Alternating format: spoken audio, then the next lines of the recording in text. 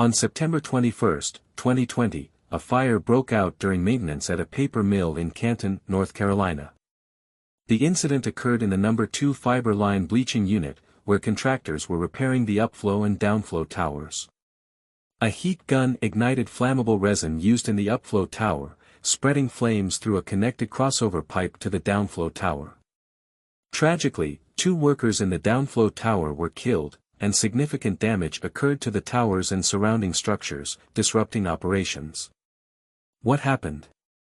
On September 20, 2020 evening, contractors from Blasco and Rimker began simultaneous maintenance on the upflow and downflow towers, using confined space permits.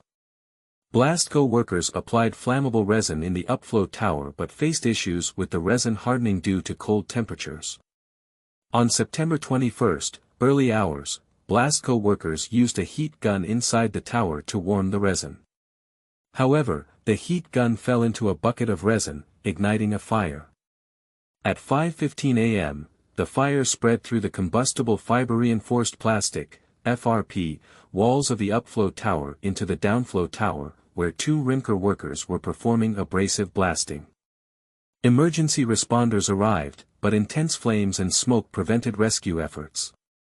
The 2 Rimker workers succumbed to carbon monoxide poisoning and injuries caused by the collapse of scaffolding inside the downflow tower. What are the root causes?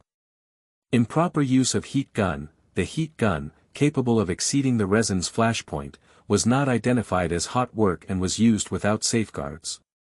Lack of hazard awareness. Blasco did not recognize the risks of using flammable resin in confined spaces and failed to communicate the use of the heat gun. Inadequate safety systems, poor coordination between contractors, incomplete confined space permits, and insufficient emergency preparedness exacerbated the incident. Combustible materials.